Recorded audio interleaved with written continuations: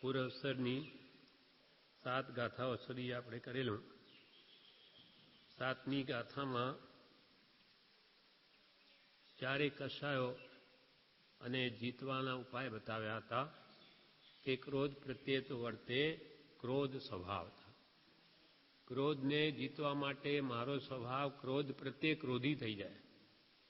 માન પ્રત્યે દીનપણાનું માન, દીનપણું લઘુતાનું માન રાખવું તો માન કશાય જીતાય.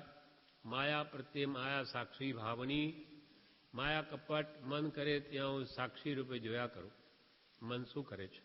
કોઈને ઠગવા માંગે છે એટલે માયા પ્રત્યે માયા સાક્ષી ભાવે જોયા કરું. અને લોભ પ્રત્યે નહીં લોભ સમાન. લોભને જીતવાનો પર નહીં લોભ એટલે સંતોષ ભાવ. સંતોષ ભાવથી લોભને જીતું. એમ 7મી ગાથામાં કશાયોને જીતવાના ઉપાય બતાવ્યા હતા. હવે 8મી ગાથામાં ગમે તેવા કશાયોનો ઉત્કૃષ્ટ નિમિત્તો મને મળે, મારો ક્રોધ ખૂબ ભભૂકે, માન માયા લોભના પ્રબળ નિમિત્તો મળે છતાં પણ મને ક્રોધ માન માયા લોભ ન થાય, એવો અપૂર્વ શરીર ભગવાન મારો ક્યારે આવશે? 8મી ગાથામાં આ ભાવ બતાવે છે. બહુપસર્ગ કરતા પ્રત્યે પણ ક્રોધ નહીં. બહુપસર્ગ કરતા પ્રત્યે પણ ક્રોધ નહીં.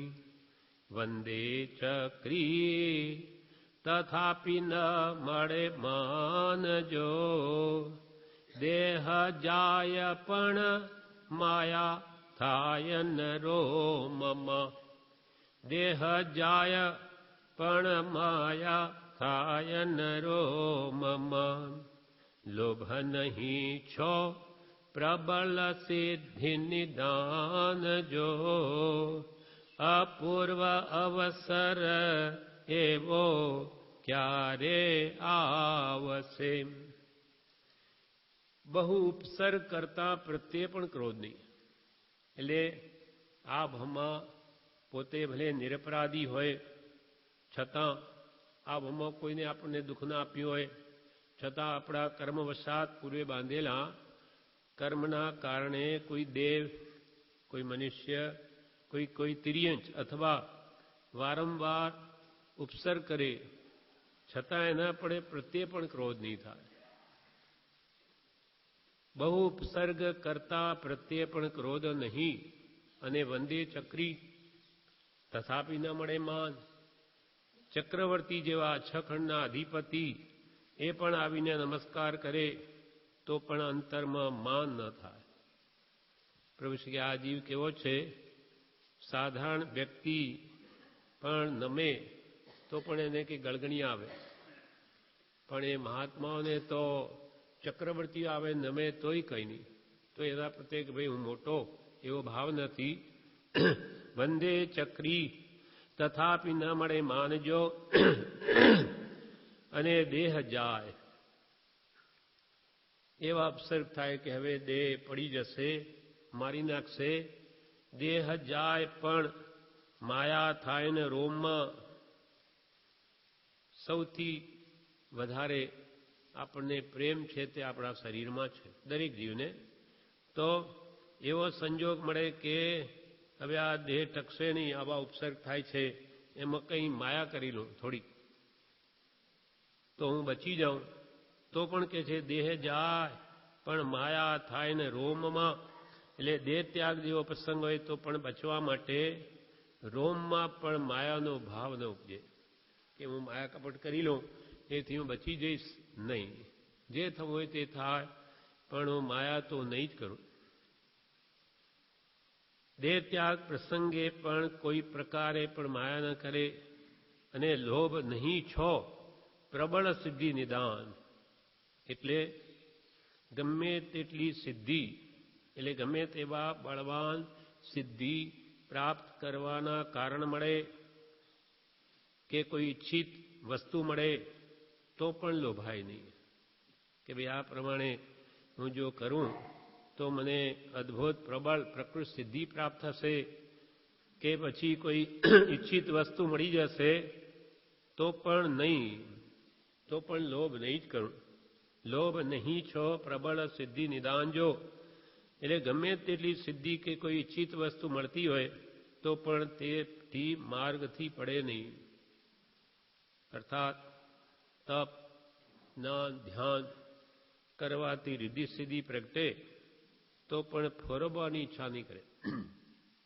જેમ કે પ્રભુ શ્રીજીને કૃપાલદેવે કહેલું કે મુનિ રિદ્ધિ સિદ્ધિઓ પ્રગટશે, ઓળંગી જજો.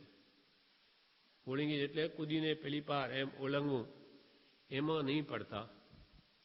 એટલે પ્રભુશ્રીને અનેક રિદ્ધિ સિદ્ધિ પ્રગટી છે. પોતે જૂનાગઢના જંગલોમાં જ્યાં હતા અહીંયા આવું જ નહોતું, દેહ ત્યાં પાડી દેવો હતો. આ તો આપણા પુણ્ય એક મુમુક્ષુભાઈ એમને ખેંચી લાવ્યા છે, બળવાન કારણે આવા ઉભા કરીને, નહીં તો કોઈ રીતે હા પાડવા તૈયાર નહોતો. આ બાજુ આવા અમે તો જંગલમાં દેહ પાડી દઈશું, અમારે શું કામ છે અહીંયા. રણછોડભાઈ એ કેવી રીતે લઈ આવ્યા? પ્રભુ તો જૂનાગઢ ચાલી ગયેલા, ત્યાં જ રહું ભક્તિ ભજન જંગલોમાં, ત્યાં અનેક સિદ્ધિઓ પ્રાપ્ત થઈ છે, પૂરો ભાવ જણાય છે, આનંદ આનંદ વર્તે છે, સિદ્ધિઓ છે, એમ પોતે 128માં પત્રમાં લખ્યું છે.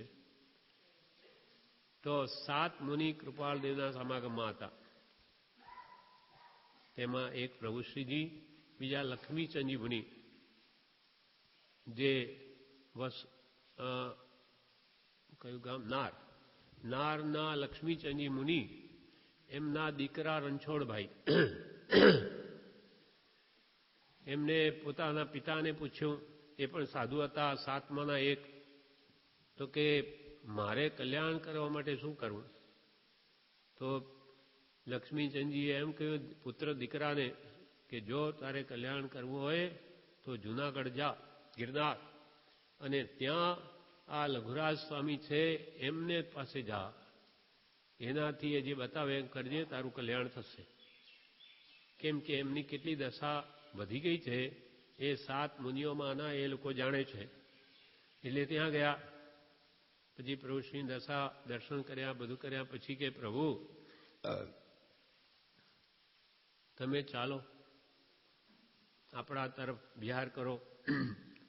તો કે પ્રભુ અમે નહીં આવીએ, તમારે શું કામ છે?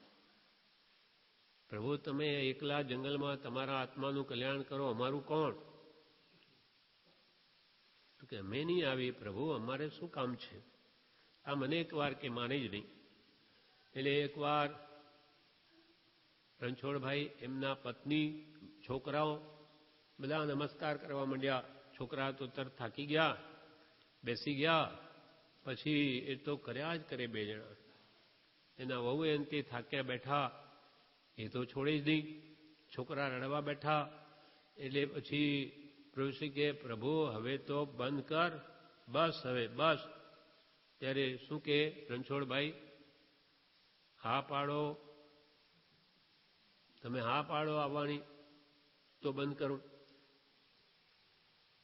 પાડે જ નહીં હા પ્રભુશ્રી. ફરી પાછા નમસ્કાર ચાલુ. છોકરા બહુ જ રડે, અરે લ્યા હવે તો બંધ કર, હા પાડો. એક જ હા પાડો તો બંધ કરું, નહીં તો નહીં જ કરું. એમ વારંવાર કહીને છેવટે પ્રભુશ્રીએ જાણ્યું કે અમારો એવો ઉદય હશે એટલે જવું પડશે. એટલે એને છેલ્લે હા પાડે છે. એકવાર તો પ્રભુશ્રી એમ એને સમજાવવા કે એક મુનિને પાળવો હાથીને પાળવા જેવો છે, હું શું પાડી શકીશ, એટલે કોઈ રીતે જાણે અમને છોડી દે. પણ રણછોડભાઈ શું બોલ્યા કે બાપા આખું ઘર વેચી દઈશ પણ તમને લીધા વિના નહીં જાઉં. એવો ચોટી પડ્યા હે. એટલે અંતે એમને હા પાડી જ પડી. અને આ તરફ આવે છે, વિચરે છે. આ બધા મુમુક્ષુ એમની અદ્ભુત દશા જોઈને હજારો રંગાઈ જાય છે. અને પછી આ આશ્રમનું મંડાણ થાય છે. સંદેશરમાં ભક્તિ વખતે અદ્ભુત ભક્તિ જોઈને ત્યાં 7-8 હજાર માણસ છેલ્લે દિવસે ભેગું થાય છે. અને તેમાં એક ભાઈને ખૂબ આનંદ આવ્યો.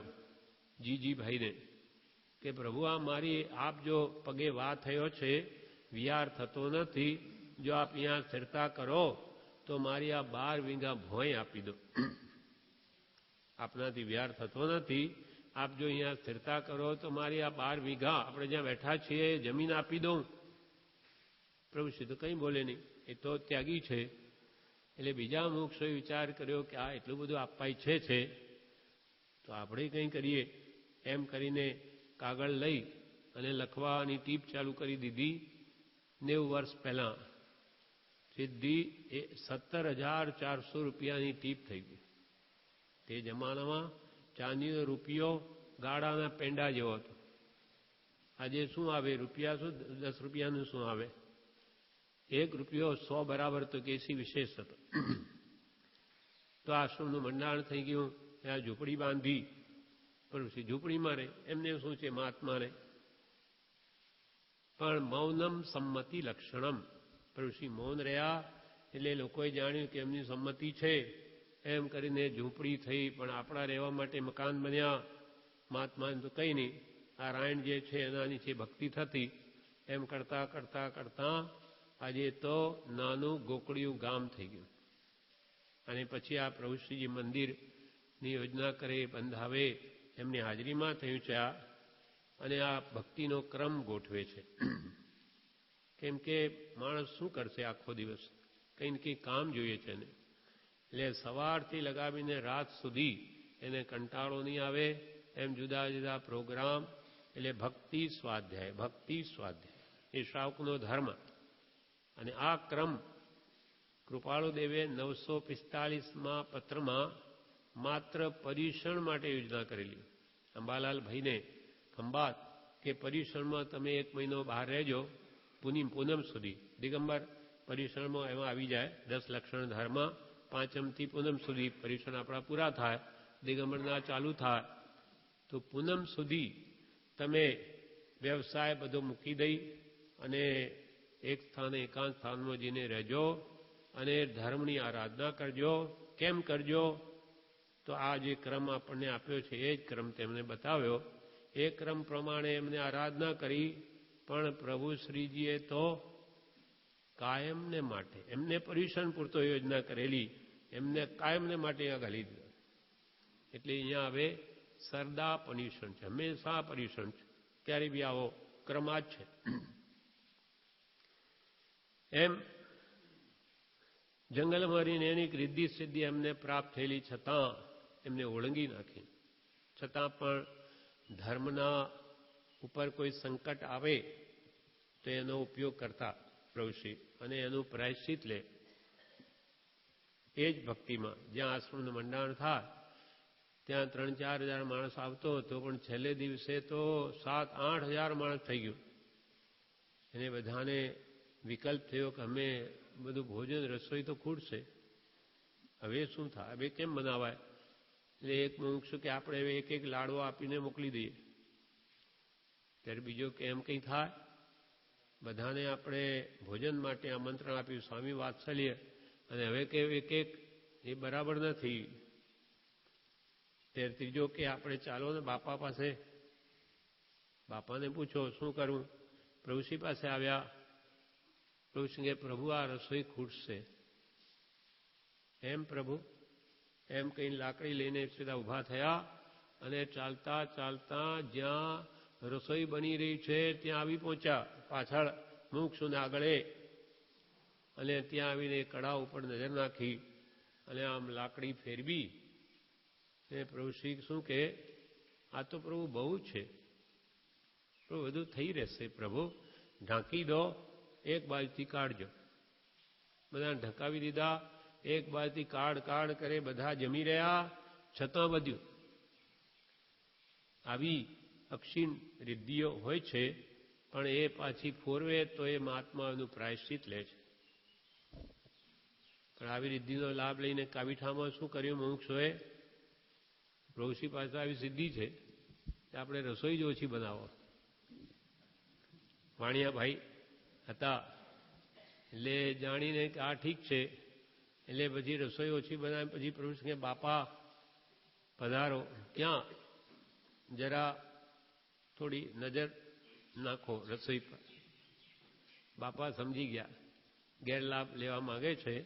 એટલે પ્રભુશ્રી કહે, પ્રભુ અમે એવું કંઈ કરતા નથી, અમે એવું કંઈ કરતા નથી. ત્યારે વાણિયાભાઈ શું કે, પ્રભુ કે રસોઈ ખૂટશે પ્રભુ તો શીરો બનાવો, રસોઈ ખૂટે શીરો બનાવો. એમ કંઈ આવી રીતે પ્રભુશ્રી ન જ હા પાડી, છેવટે શીરો બનાવ્યો. પણ આવો મહાત્મા કંઈ નહીં કરે, થોડુંક વધારજો. એટલે એવું શું થયું, એવી રીતે અહીંયા આશ્રમમાં પણ એક પ્રસંગ બનેલો. આ પર્યુષણનો વરઘોડાનો દિવસ. ત્યાં તે વખતે તો કોઈ રસોડું નહીં, થોડું ઓછું. તે વખતે રસોડું પણ નહીં, એટલે બધા બહાર જમાડતા બધાને. હવે આ બાજુ તો વરઘોડો આવ્યો, છઠનું જમણ, અને એકદમ ભયંકર ઉપર વરસાદ, ઘનઘોર ઘટા. હમણો વરસાદ પડે, હમણો પડે. એટલે મોક્ષોને થઈ શું કરીશું, આ બધાને કેમ જમાડવા? વિચારમાં પડી ગયા. એટલે બીજાએ કહ્યું કે ચાલો બાપા પાસે, બાપાને પૂછીએ. આ પટેલ લોકો બાપા કહેતા. પ્રભુશ્રી પાસે આવ્યા. પ્રભુશ્રી એક ગેલેરીમાં બેઠા હતા, આજે રાયણ બાજુની ગેલેરી. એટલામાં તો આવીને આ સોમભાઈ હતા એક, એમાં ભેગા. તેને મને વાત કરેલી. સોમભાઈ આપણા મુમુક્ષુ હતા, સુણાવના. એમણે કીધેલું હું પણ હતો સાથે. પ્રભુશ્રી પાસે ગયા અને પ્રભુશ્રીને કહ્યું, બાપા આ ઉપર તો આવો વરસાદ છે ને, હવે શું કરીશું, કેમ જમાડવા? એમ પ્રભુ, એમ કહીને આમ આકાશમાં 2-3 મિનિટ આમ જોયા કર્યું. અને પછી કોણ જાણે શું કર્યું. પછી પ્રભુશ્રી શું કે પ્રભુ જાઓ જાઓ, બધાને જમાડી દો, રાત પડી જશે. બસ પ્રભુશ્રી હા કહી. એટલે બધા ઉપડ્યા. બધો પતરાળામાં જમાડતા. તે વખતે પતરાળા પાથરીને રસ્તામાં બધાને બેસાડી દીધા. બધા જમી રહ્યા. અને જમી રહ્યા પછી અડધા કલાકે જે વરસાદ પડ્યો છે ધોધમાર, કે પેલા પતરાળા ઉપાડવા જ નહીં પડ્યા. આપોઆપ એ વરસાદના વાળામાં જ બધા તણાઈ ગયા. એમ મહાત્માઓ આવા સંકટ, ધર્મમાં સંકટ પડે ત્યારે લબ્ધિનો ઉપયોગ કરે, અન્યથા નહીં. આશ્રમનું મંડાણ પહેલું પાણીથી થાય. કૂવો, આ ઓફિસ છે એના આગળ કૂવો, તો સભા મંડપની આગળ જ. એટલે પહેલાં પાણી માટે કૂવો ખોદ્યો. તો 14 માણસ કામ કરી રહ્યા છે. 40 ફૂટ ઊંડો કૂવો ખોદાઈ ગયો છે. અને એકદમ પ્રભુના જ્ઞાનમાં એમ આવ્યું કે આ કૂવો ઢળી પડશે. એટલે તરત જ પ્રભુશ્રી શું કે પ્રભુ જાઓ, પેલા 14 જણને બહાર કાઢો. 14 જણને બહાર કાઢો. એ બહાર કાઢ્યા અને અડધો-પોણો કલાક પછી આખો જ કૂવો બેસી ગયો. 14 મરી જાત. અને પ્રથમ ગ્રાસે મક્ષિકા અપસુકન થઈ જાય. પહેલા જ આશ્રમનું મંડાણ થાય ત્યાં 14 માણસ મરી જાય. એટલે આવું જ્યાં હોય ત્યાં નાની પુરુષો લબ્ધિ સિદ્ધિનો ઉપયોગ કરે અને એનું કહે છે કે એ પછી પ્રાયશ્ચિત લે છે. એમ લોભ નહીં છો પ્રબળ સિદ્ધિ નિદાન. ગમે એટલી હવે લોકોને બતાવવાની એમની પાસે સિદ્ધિ હતી. આજે કોઈ હોય ને એને એવું થયું તો બતાવતો ફરે બધાને.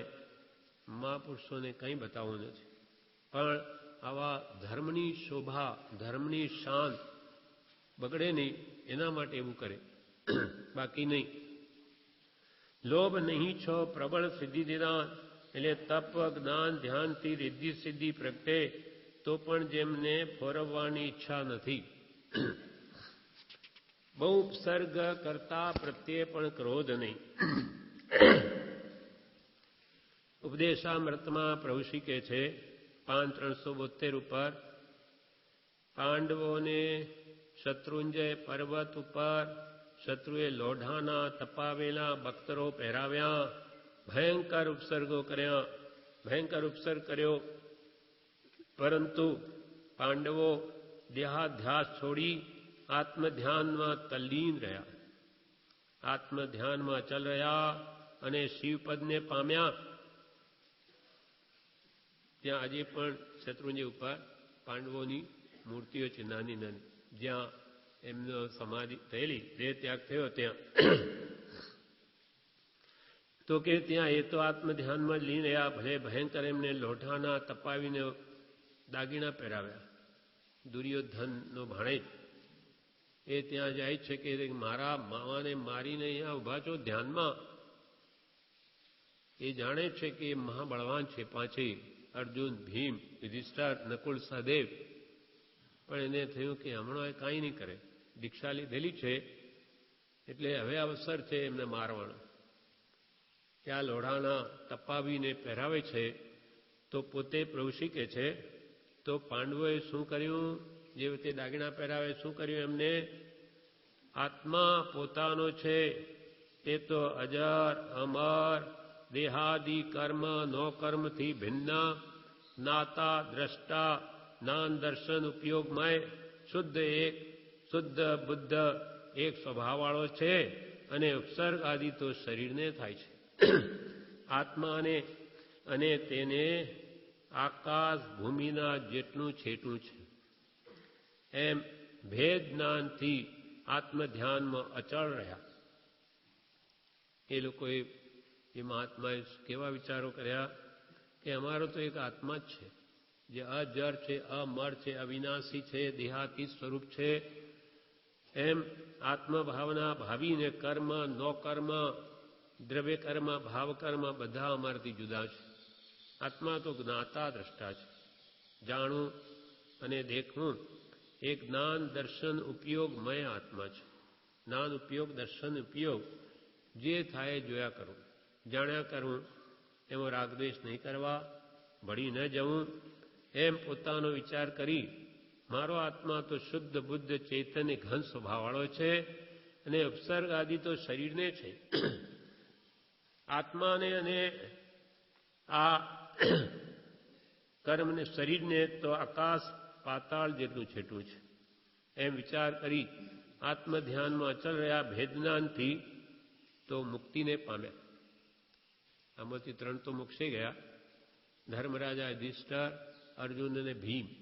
નકુલ અને સહદેવને કેવો ભાવ ઉપજ્યો કે આવા ઉપસર્ગો ધર્મરાજા બહુ કોમળ છે, એ કેવી રીતે સહન કરશે, એવો કિંચિત ભાવ ઉપજ્યો. તેથી એ સ્વર્ગમાં જાય છે 2 જણા. પણ 3 તો બધા કર્મ ખપાવીને મોક્ષે ગયા. હવે પ્રભુ શ્રી કહે છે એ ભેદ જ્ઞાનથી થયા. ભેદ જ્ઞાનથી આત્મધ્યાનમાં અચલ રહેવાથી આ સ્થિતિ પામ્યા. સમયસારમાં કુંદકુંદાચાર્ય આપણને એ જ કહે છે કે અનાદિકાળમાં જે જીવો પૂર્વે મોક્ષે ગયા છે તે ભેદ જ્ઞાનના બળથી જ ગયા છે. દેહથી આત્મા ભિન્ન છે એવી ભાવના ભાવીને ગયા છે. અને જે આપણા જેવા સંસારમાં આજે રહી ગયા છે, મોક્ષ ન પામ્યા, એ પણ ભેદ જ્ઞાનના અભાવથી છે. એ આજે પણ આપણે જો ભેદ જ્ઞાનની ભાવના ભાવીએ તો આપણો પણ મોક્ષ થાય. ભેદ જ્ઞાનતઃ સિદ્ધા, સિદ્ધા એકેલ કેચન એસેવા ભાવ તો બધા એકેલ કેચન. એટલે જે મોક્ષને પામ્યા તે ભેદ જ્ઞાનથી પામ્યા. દેહથી આત્મા ભિન્ન છે. જે કૃપાળદેવે આપણે મૂળ માર્ગમાં પહેલી જ ગાથામાં કહ્યું તે જ આ. એનાથી જ ભેદ જ્ઞાન થાય છે. દેહાદિથી ભિન્ન આત્મા રે, ઉપયોગી સદાય વિનાશ મૂળ માર્ગ સાંભળો જીનનો રે.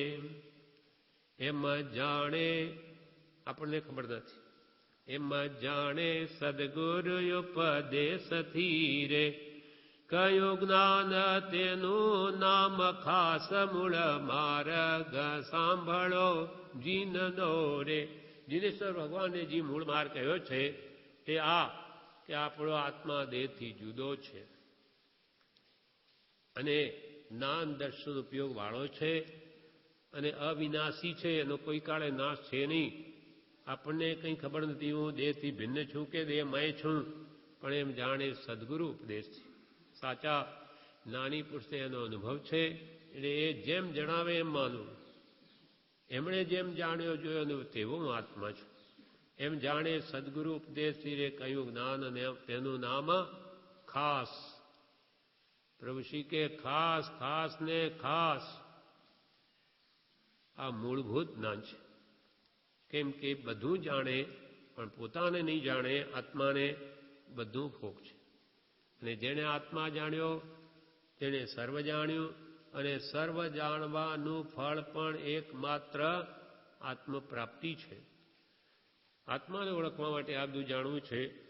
એટલે પછી આ કે ભેદ જ્ઞાનથી પ્રભુશ્રી કે આ બધા કેવળ જ્ઞાન પામીને મોક્ષે પધાર્યા, તેમ આપણા ઉપર પણ એવા ઉપસર્ગો આવશે. મરણ તો એક કાળે બધાને આવશે જ, ભલે ઉપસર્ગ કદાચ ઓછા વત્તા આવે. આપણા માટે રોગ ભયંકર આવે ઉપસર્ગ જ છે. કેન્સરનો રોગ થાય કે એડ થાય કે એવા અનેક જાતના ભયંકર રોગો છે, એ આપણા માટે તો ઉપસર્ગ જેવા છે, મરણાંત પીડા ઉપજાવે એવા. અને પુરુષ કે મરણ તો બધાને નિશ્ચિત જ છે, ભલે ઉપસર્ગ આવો કે નહીં આવો, પણ મરણ તો અંતકાળે બધાને આવવાનું જ છે. કોઈ અજર અમર તો છે નહીં. મરણ તો એક કાળે બધાને આવશે, તો તે માટે તૈયાર થઈ જવું, ભેદ જ્ઞાનનો અભ્યાસ કરવો. બહુ ઉપસર્ગ કરતા પ્રત્યે પણ ક્રોધ નહીં, તો આપણને એવી વ્યાધિઓ આવે છતાં પણ આપણે અંતરાત્મા શાંત રહે, એવો કે જે ભેદ જ્ઞાનનો અભ્યાસ કરવો, કે હું દેહાદિ સ્વરૂપ નથી. આ ભેદ જ્ઞાનનો અભ્યાસનો જ મંત્ર છે આપણે આપ્યો તે, એ રોજે સવારમાં ભક્તિમાં આ પત્ર 692 બોલીએ છીએ. હું દેહાદિ સ્વરૂપ નથી. શ્રી સદગુરુએ કહ્યો છે એવા નિર્ગંત માર્ગનો મને સદાય આશ્રય રહો. હું દેહાદિ સ્વરૂપ નથી. દેહ, સ્ત્રી, પુત્ર આદિ કોઈ પણ મારા નથી, એમ ભાવના કરવાની છે અંતરથી. પહેલા શુદ્ધ ચૈતન્ય સ્વરૂપ અવિનાશી એવો હું આત્મા છું, એમ આત્મભાવના કરતા રાગ દ્વેષનો ક્ષય થાય. વળી પ્રભુ શ્રી 142 પાન પર કહે છે, અનેક મહાપુરુષોને કષ્ટના પ્રસંગો આવી પડ્યા છે. શ્રી ગજસુકુમારને માથે સગડી કરી અંગારા પૂર્યા, તે વખતની અસહ્ય વેદના સમભાવે શ્રી નેમિનાથ ભગવાનના વચન વડે સહન કરવાથી હજારો ભાવ કરવાના હતા, તે બધા પતાવી મોક્ષ માર્ગે પધાર્યા. પ્રભુશ્રી કે ગજસુકુમારને 1000 ભાવ બાકી, પણ નેમિનાથ ભગવાનના વચન વડે એ દુઃખ અંગારા ભર્યા. આપણને એક તણખો ઉડીને જો આવી ગયો આપણા આંગળી હાથ પર, તો એ આપણને કેવું થાય, કેવું દુઃખ થાય. તો આખું માથામાં અંગારા જ ભરી દે, એ કેવી પીડા હશે. પણ નેમિનાથના ભગવાન વડે બધું એમને સહન કર્યું છે, તો હજારો ભાવ એક અડધા કલાકમાં બધા જ નાશ પામી ગયા. પછી ફરી પ્રભુશ્રી કે આપણને બળ આપવા માટે બહુ ઉપસર્ગ કરતા પ્રત્યે પણ ક્રોધ નહીં. શ્રી અવંતી સુકુમાર જેવા સુકોમળ શરીરવાળાને વનમાં શિયાળે 3 દિવસ સુધી ભક્તિ લઈને આંતરડા સુધી માંસ તોડી ખાધું, તે સહન કરવું પડ્યું છે. છતાં ધન્ય છે તેમની ક્ષમતાને કે સદગુરુએ જણાવેલા આત્માને તે સમય માત્ર પણ વિસર્યા નથી. એક સમય માત્ર પણ એવી ભયંકર પીડા એમને આવી છે, છતાં એક સમય માત્ર ભૂલ્યા નથી. શિયાળે 3 દિવસ સુધી એમને ખાધા છે. શા માટે એ બન્યું? એમની પૂર્વજન્મની કથા છે.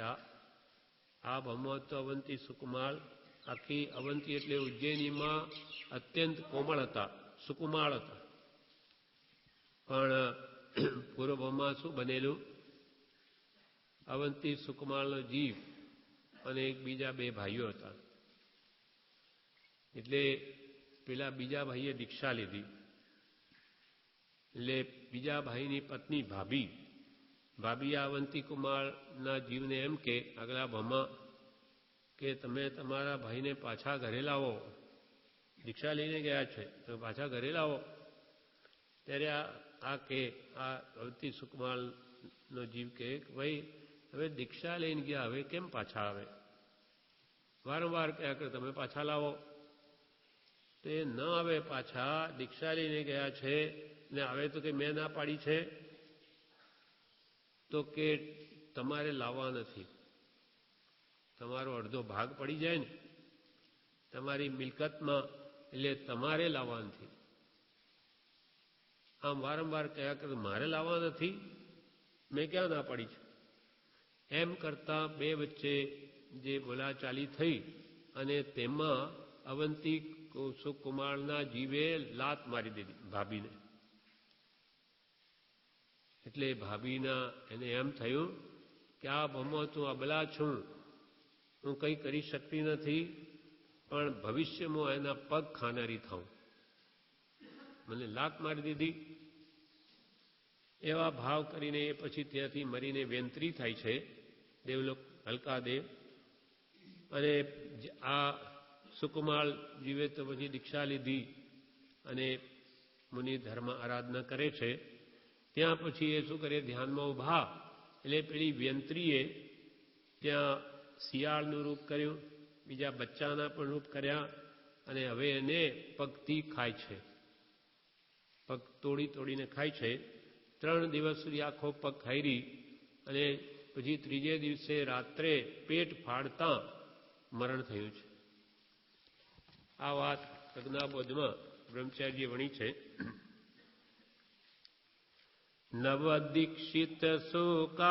નવદીક્ષિત સુકુમાર મુનિને ખાય શિયાળ બચ્ચા સાથે. નવદીક્ષિત સુકુમાર મુનિને ખાય શિયાળ બચ્ચે સાથે. પગ પૂરો કરી પેટ ફાડતા થાય મરણ ત્રીજી રાતે. પગ પૂરો કરી પેટ ફાડતા થાય મરણ ત્રીજી રાતે. રાય ખૂંચે તેવા કોમળ નર ઘોર વેદના સહે અહો. રાય પણ ખૂંચે એવા અવંતી નગરીમાં કોમળ છે એવા નરને આવી વેદના. રાય ખૂંચે તેવા કોમળ નર ઘોર વેદના સહે અહો. તો તમને શું ભૂખ તરસનો દુઃખ અસહ્ય જણાય કહો. તો તમને આ ભૂખ કે તરસનું દુઃખ લાગે કે સાધારણ વીમામાં તમે અકળાવ છો, આ શું તમારું દુઃખ છે? આવા આખી નગરીમાં સુકોમળ અવંતી સુમાળે કેવા દુઃખ ભોગવ્યા, કેવા અવસર સહન કર્યા. તો કે તમે ક્ષમતા રાખો, જે ઉદય આવે તેને સંભાવે ભોગવો. એટલે બહુ ઉપસર કરતા પ્રત્યે પણ ક્રોધ કરો નહીં. એવું જ બીજું દ્રષ્ટાંત, સુકોષળ મુનિ પણ આવી રીતે ધ્યાનમાં ઊભા છે અને પોતાની જ માતા વાઘણ થઈ છે અને ત્યાં આવી અને એમને ખાય છે. દુષ્ટ દાળમાં પોતાનો જ પુત્ર ચવાય છે. એ કેવી રીતે બન્યું કે આ રાજાનો પુત્ર છે, કીર્તિધર રાજા, એનો પુત્ર સુકોશલ છે. એટલે કીર્તિધરે કોઈ મહાત્માના ઉપદેશથી વૈરાગ્ય પામીને દીક્ષા લઈ લીધી. એટલે સુકોશલની માતાને થયું એ તો ઘર છોડીને ચાલ્યા ગયા, હવે આ મારો છોકરો કોઈ રીતે જતો નહીં રહે.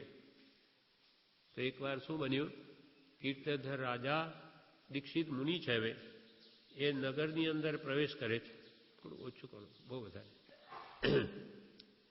એ નગરની અંદર પ્રવેશ કરે છે અને રાણીએ જોયું ઉપરથી, એટલે એને થયું કે આ હવે નગરમાં આવે છે અને મારા પુત્રને લઈ જશે.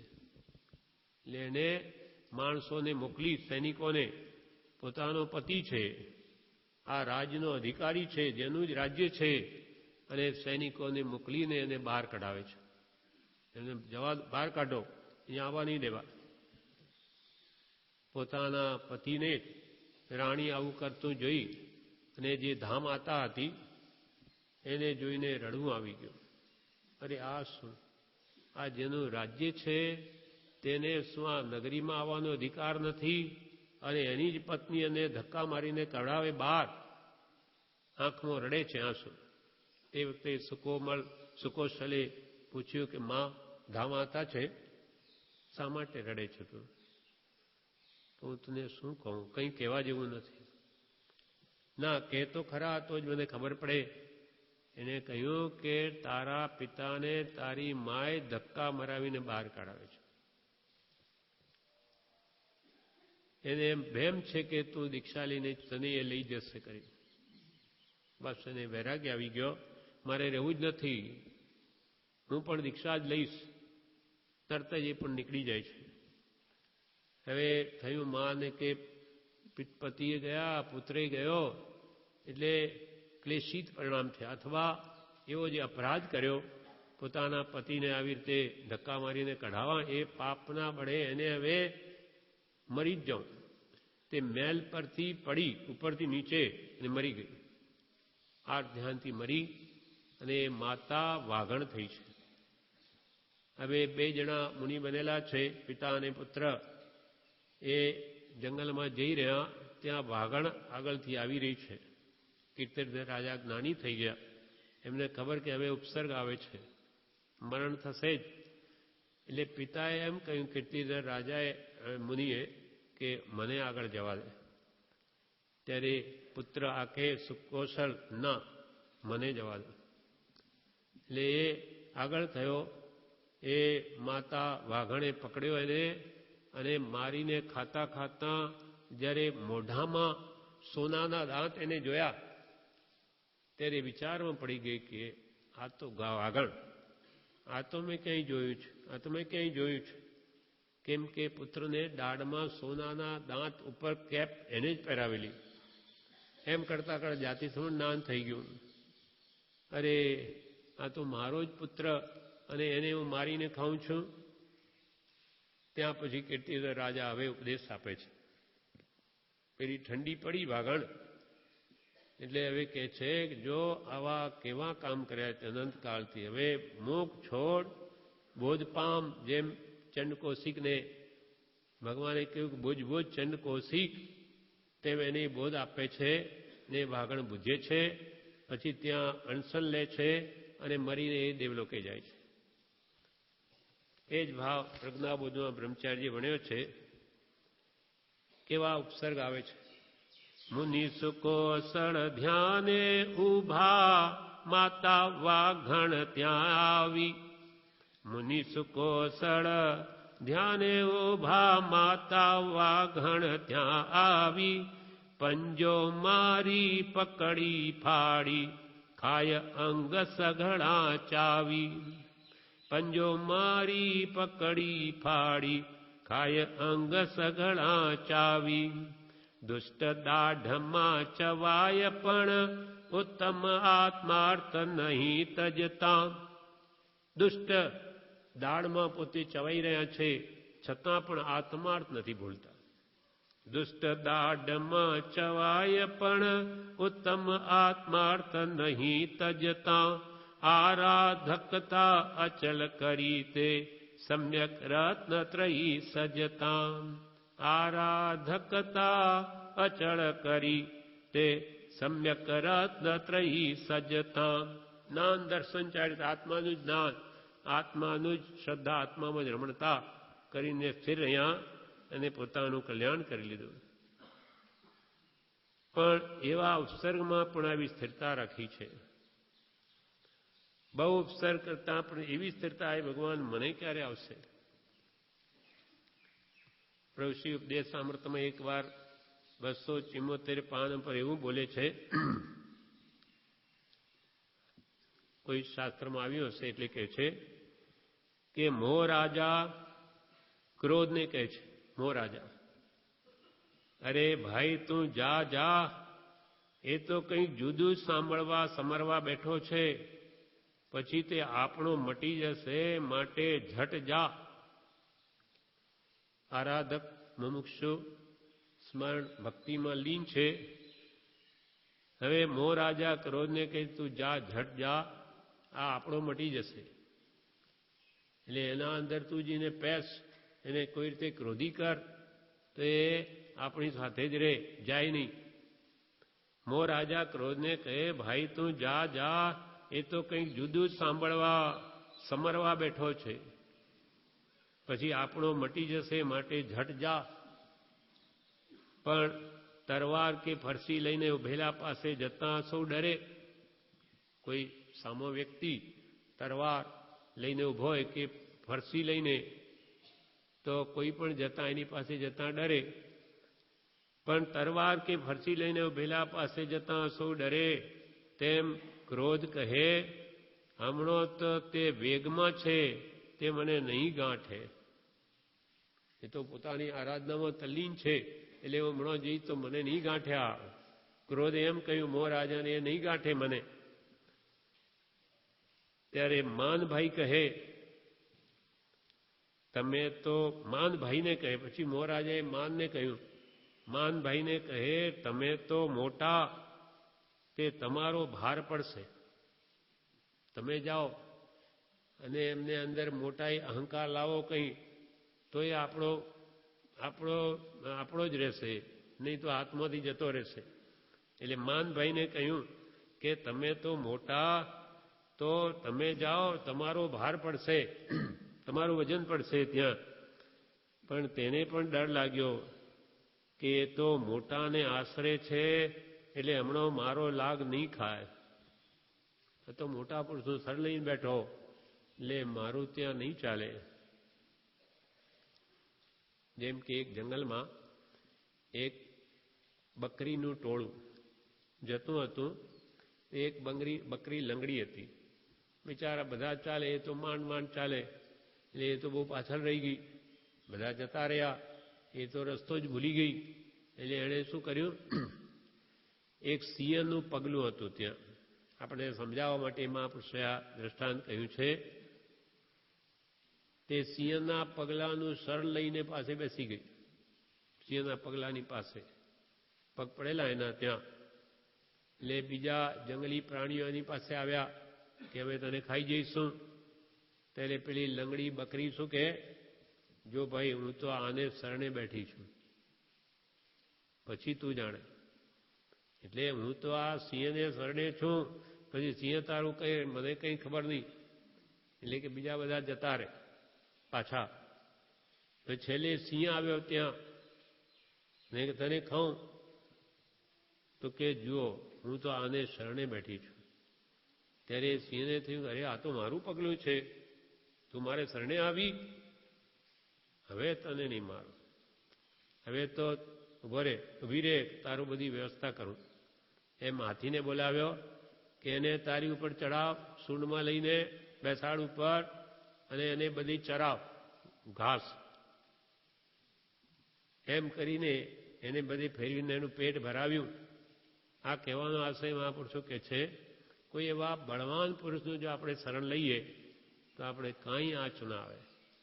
તેમ માનભાઈ એમ કે આ તો મોટાના શરણે બેઠો, હું ત્યાં જઉં તો મારું કંઈ નહીં ચાલે. માનભાઈ કહે તમે તો એ તો મોટાના આશરે છે, મારો ભાર નહીં પડે, મારો લાગ નહીં ખાય. માયાને કહ્યું તો તે પણ ડરવા લાગી કે તેને લગ્ની લાગી છે બીજી, એટલે મારું કંઈ નહીં ચાલે, તું પણ એને નહીં પટાવી શકું. એટલે હવે છેવટે લોભભાઈ ચાલ્યા. લોભથી કામ થઈ જાય છે. છેવટે લોભભાઈ રાજી ચાલ્યા કે હું આ કામ તો હું કરી આવું. લોભભાઈ ચાલ્યા. રિદ્ધિ અને સિદ્ધિ જ્યાં દેખાય એટલે લાગે કે બીજા કરતાં મારામાં કંઈક વિશેષ છે. એમ લોભભાઈ પાછળ માનભાઈ પણ પેસે અને માયા વગેરે બધું આવે. એટલે હવે શું કર્યું, લોભને મોકલ્યો મહારાજાએ. લોભે ત્યાં જઈ અને અમુક રિદ્ધિ સિદ્ધિ પ્રગટાવી, એટલે વસ્તુ એને દેખાડી કે મને કંઈ પ્રાપ્તિ થઈ. તે 11મે ગુણસ્થાને ચઢે છે, છદ્મસ વિતરાગ છે, કેવળનાની સાવ નજીક છે. એ પણ આવી સિદ્ધિ રિદ્ધિ અંદર પ્રગટે કે એને મોહ થઈ જાય છે. ત્યાંથી પડીને ઠેઠ મિથ્યાત્મય આવી જાય. એટલે લોભ એક એવી કનિષ્ઠ વસ્તુ છે કે ભલભલા મુનિઓને પાડી નાખે. એટલે લોભભાઈએ પછી જઈને રિદ્ધિ સિદ્ધિ પ્રગટાવી એટલે ભાઈ ધર્મ ધ્યાન ભૂલી ગયા. લોભભાઈ પાછળ પછી માનભાઈ પણ પેસે. પૈસા વધે એટલે કે રિદ્ધિ સિદ્ધિ પ્રગટે એટલે પછી બતાવવાની ભાવના થાય, મોટા થવાની. એટલે માનભાઈ પેસે અને એમાં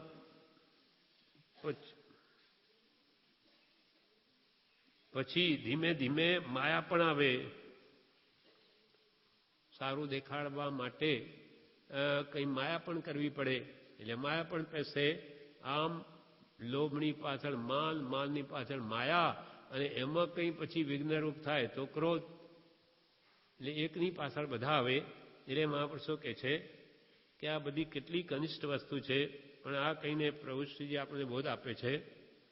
એમ લોભભાઈ પાછળ માનભાઈ બેસે અને માયા વગેરે પણ આવે, પણ પહેલેથી જ માન, પૂજા, બડાઈ, લાલસા વગેરેને બાળી દીધા હોય અને એકમાત્ર મોક્ષની અભિલાષા રાખી હોય તો પછી જોઈ લો એનું બળ પ્રભો કરી મૂકેલો ખપમાં આવે છે અને ડગે નહીં. તો એનું કૃપાળુ દેવનું એવું યોગબળ છે કે ગમે તેવા કર્મોએ તેને બાળીને ભસ્મ કરી નાખે. ઋષિ એમ કે છે આવા કશાય ભાવો છે એટલે તમે કે માન પૂજાને બાળી ભાળીને ભસ્મ કરી નાખો. માન મોટાઈ જોઈએ જ નહીં, પૂજાવાની ભાવના નહીં. માન પૂજાઈ કે બડાઈ, પોતાની પ્રશંસા કે કોઈ લાલસા એ વગેરેને પહેલેથી બાળી નાખો અને માત્ર મોક્ષ અભિલાષ રાખો તો જોઈ લો કે આ કૃપાળુનું કેવું અજબ બળ છે. બધા કર્મનો ભૂસાડીઓ કરી નાખશે. કર્મના આસરા પણ એને શરણે રહે તો, પણ કૃપાળદેવને શરણે રહે તો ગાંઠ એવી પાડી દે કે વછૂટે જ નહીં. એવી ગાંઠ મારી દે કે મારે તો કૃપાળદેવ જ, એ સિવાય બીજું નહીં. તો જે આવે તેને ફટ દેવા માંડે. તું આવી જા. સુરવીરની પેઠે શસ્ત્ર ચલાવે અને કર્મ ખપાવે. ગમે તેવી વેદની હોય પણ એનો જ લક્ષ્ય રહે. ગમે તે વેદની આવે તો પણ એને કૃપાળુ દેવનો જ લક્ષ્ય રહે કે છે એવું કરી દેવું તો આ કશાય તમારું કંઈ બગાડી ન શકે. જ્યારે કશાયો ક્રોધ માન માયેલો બહુ ઉપસર કરતા પ્રત્યે પણ ક્રોધ નહીં. વંદે ચક્રી તો પણ ન મળે માનજો, તથાપી ન મળે માનજો. દેહ જાય પણ માયા થાય ને રોમમાં લોભ નહીં છો પ્રબળ સિદ્ધિ નિદાન છો. એના ઉપર ઉદય રત્ની મહારાજે 4 સજ્જાઓ લખી છે, ચારે ઉપર. તેમાંથી થોડીક બે ગાથા જોઈએ. ક્રોધની સજ્જા. કડવા ફળ છે ક્રોધના નાની એમ બોલે, દિસતણો રસ જાણીએ હલાહલ તોલે. કડવા ફળ છે ક્રોધના નાની એમ બોલે. ક્રોધના ફળ કડવા છે, નાની એમ બોલે છે. કેમ કે રીસનો રસ કેવો તો કે હલાહલ ઝેર સમાન. હલાહલ ઝેર આપણને શીઘ્ર મારી નાખે. તેમ ક્રોધ આવતા જ સૌથી પહેલાં તો આપણા આત્માના ગુણોની જ હત્યા થાય છે. પોતે પોતાના ગુણોને જ હણે છે, પોતે જ બળે છે. બીજો તો કદાચ ક્રોધ આપણે કોઈ પણ કરીએ પણ સામા વ્યક્તિમાં ક્ષમા આવે તો એને તો કંઈ નહીં થાય, પણ પોતે જે એને દુઃખી કરવાનો ભાવ થયો એટલે પોતે તો દુઃખી થવાનો જ. એટલે રીસ તણો રસ જાણીએ હલાહલ તોલે. હલાહલ ઝેરની જેવો એનો રસ છે. ક્રોધે ક્રોડ પુરવતણો સંજમ ફળ જાય, ક્રોધ સહિત તપ જે કરે તે તો લેખે ન આય, કડવા ફળ છે ક્રોધના ના નિયમ બોલે. ક્રોધે ક્રોડ પુરવતણો સંયમ હોય તો એ પણ એનું ફળ નાશ થાય, અને ક્રોધ સહિત જે તપ કરે તે તો લેખામાં જ ના આવે. માનો કે ઘરમાં કંઈ ક્લેશ થયો હોય તો હું આજે જમવાનો નથી, મારે તો ઉપવાસ છે, પણ કશાય ભાવથી કર્યો એટલે કે છે કોઈ લેખામાં છે નહીં, તપ છે જ નહીં. ક્રોધ સહિત તપ જે કરે તે તો લેખે ન આય. સાધુ ઘણો તપિયો હતો ધરતો મન વૈરાગ, શિષ્યના ક્રોધ થકી થયો ચંડકોશિયો નાગ. ચંડકોશિયો પૂર્વમાં સાધુ હતો, એનાથી ભૂલમાં ડેડકી કચરાઈ ગયેલી પગની છે. એટલે શિષ્યએ કહ્યું કે ગુરુદેવ ડેડકી કચરાઈ ગઈ છે, એટલે એનું પ્રાયશ્ચિત લો. પશ્ચાતાપ કરીને ચેતાવ્યા. એક વાર કહ્યું, સાંભળ્યું નહીં, પ્રાયશ્ચિત લીધું નહીં, એટલે શિષ્ય ફરી જાણે ગુરુ છે આપણા, એમને પાપથી બંધાય નહીં, ફરી બીજી વાર કહ્યું, સાંભળ્યું, પણ મનમાં એના પ્રત્યે બીજો ભાવ આવી ગયો. વારંવાર મને કહે છે તો એ ખમી લીધું. પછી સાંજે પ્રતિક્રમણ વખતે ફરી ચેતાવ્યો કે ગુરુદેવ પેલી ડેડકી કચરાઈ ગઈ, એનું પ્રાયશ્ચિત થયું નથી. એટલે એને એવો ક્રોધ ચડ્યો કે વારંવાર તું મને કહે છે, તું મને કેમ કહે છે. એટલે એવો ક્રોધ ચડ્યો કે પેલો શિષ્યથી પાછળ ઊભો થયો મારવા, લાકડી લઈને. શિષ્ય આગળ દોડે, પેલો પાછળ, પણ રાત્રે અંધારામાં દેખાયું નહીં, અને વચ્ચે આવ્યો થાંભલો, માથું ફૂટી ગયું. ત્યાં એ ગુરુ મરી અને આ ચંડકોશિયા નાગ થાય છે. ત્યાં દ્રષ્ટિ વિસર્પ થયો, એટલે એના ઉપર દ્રષ્ટિ પડે તો માણસને ઝેર ચડે. આ તો ઠીક ભગવાન મહાવીર મળી ગયા એટલે એને ઉપદેશ આપીને એનું કલ્યાણ કરી લીધું, બાકી પછી તો નરકે જ જાય. સાધુ ઘણો તપિયો હતો ધરતો મન વૈરાગ, શિષ્યના ક્રોધ થકી થયો ચંડકોશિયો નાગ, કડવા ફળ છે ક્રોધના ના નિયમ બોલે. લાંબુ છે, 2-3 ગાથા દરેકની જોઈએ. માનની સજાય. રે જીવ માનન કીજીએ, માને વિનયન આવે રે, વિનય વિના વિદ્યા નહીં, તો કિમ સમકિત પાવે રે. રે જીવ માનન કીજીએ, રે જી માન ન કીજીએ, કેમ કે માન કશાય જ્યાં હોય ત્યાં વિનય ના આવે, અને વિનય ન હોય તો વિદ્યા નહીં ચડે, અને વિદ્યા નહીં ચડે સમ્યક વિદ્યા, તો પછી સમકિત ક્યાંથી આવે. વિનય વિના વિદ્યા નહીં તો કિમ સમકિત પાવે રે. રે જીવ માન ન કીજીએ. સમકિત વિણ ચારિત્ર નહીં, ચારિત્ર વિણ નહીં મુક્તિ રે. મુક્તિના સુખ છે શાશ્વતા, તે કેમ લઈએ જુક્તિ રે. રે જીવ માનન કીજીએ. સમ્યક દર્શન ના આવે તો સમ્યક ચારિત્ર ક્યાંથી આવે, અને સમ્યક ચારિત્ર ના આવે તો મુક્તિ ક્યાંથી આવે. અને મુક્તિના સુખ છે શાશ્વતા, શાશ્વત સુખ તો મોક્ષમાં છે. તે કિમ લઈએ જુક્તિ, તો એ કયા ઉપાય લઈએ. જો વિનય ન કરીએ તો વિદ્યા આવે નહીં, વિદ્યા ના આવે સમકિત ના આવે, સમકિત ના આવે તો સમ્યક ચારિત્ર ના આવે, ચારિત્ર ના આવે તો મુક્તિ નહીં થાય, અને મુક્તિ નહીં આવે મળે તો શાશ્વત સુખ પણ નહીં મળે. એટલે સૌનું મૂળ શું થયું? વિનય. વિનય એ તત્વનું મૂળ છે, વિનય ધર્મનું મૂળ છે. સમકિત વિણ ચારિત્ર નહીં, ચારિત્ર વિણ નહીં મુક્તિ રે. મુક્તિના સુખ છે શાશ્વતા, તે કેમ લઈએ જુક્તિ રે. રે જીવ માનન કીજીએ, વિનય વડો સંસારમાં. ગુણમાં જે અધિકેરો રે, માને ગુણ જાય ગળી. પ્રાણી જો વિચારી રે. રે જીવ માનન કીજીએ. સંસારમાં વિનય વડો છે, બધા ગુણોમાં મોટો ગુણ છે. માન હોય તો બધા ગુણ ગળી જાય. માની હોય એવો કોઈ વ્યક્તિ બીજાનો ઉપકાર પણ કરી લે તો પણ એ અંતરથી ગમે નહીં.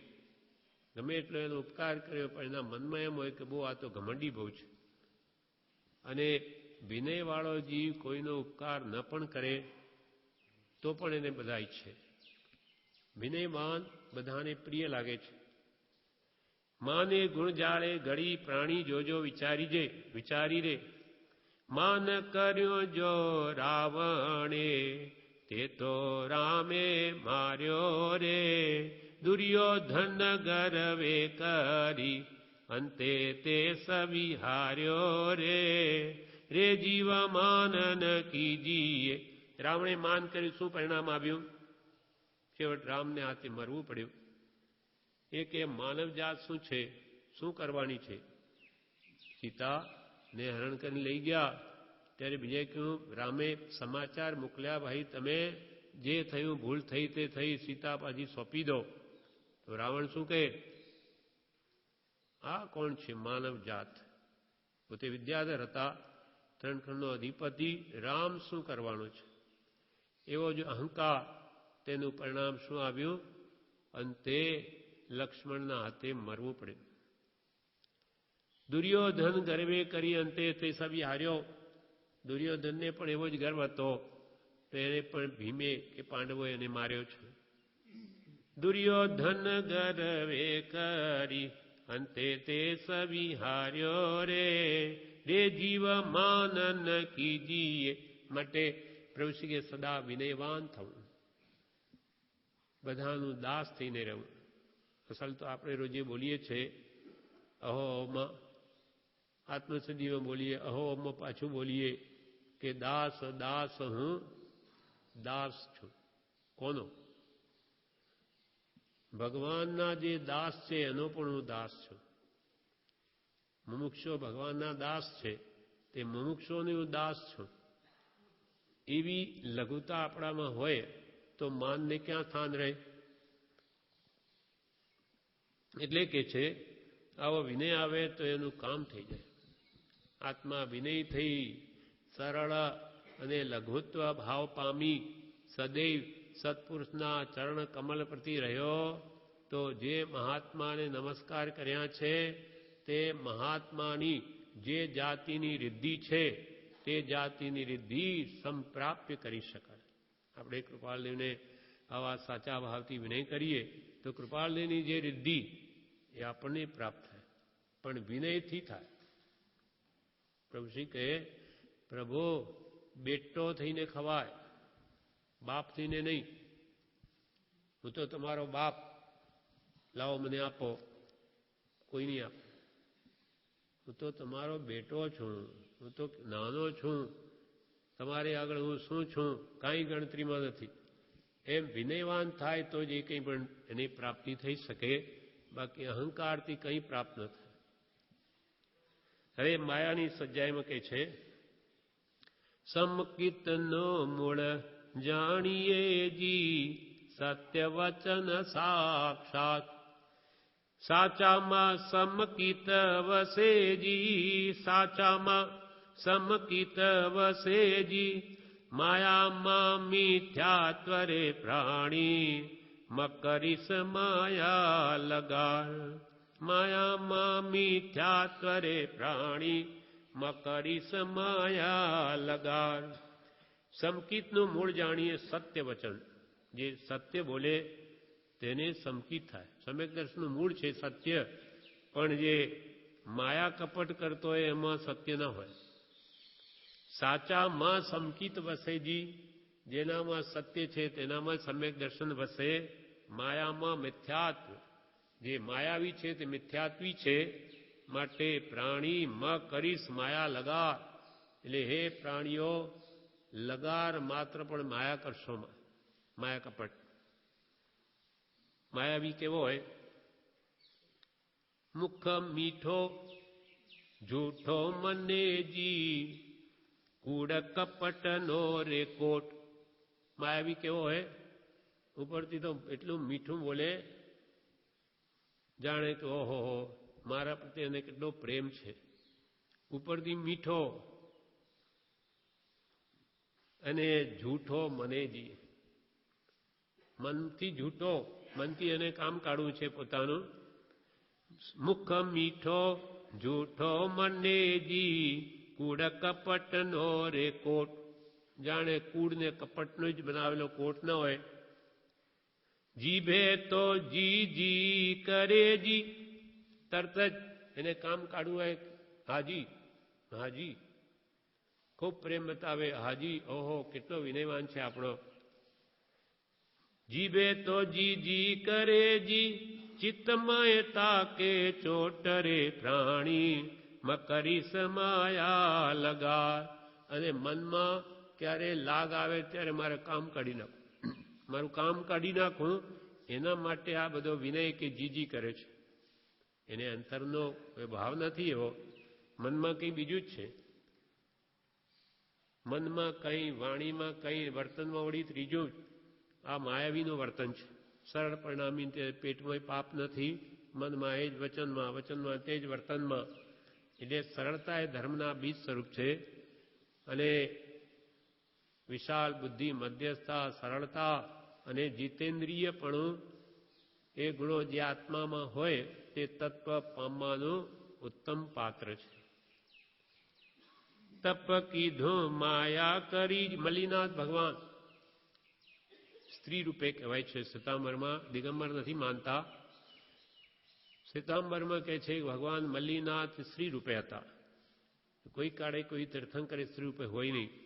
આ કાળનું અછેરું માને છે. તો એમને સ્ત્રી અવતાર કેમ આવ્યો? તો કે એમને આગલા ભાવમાં માયા કરેલી.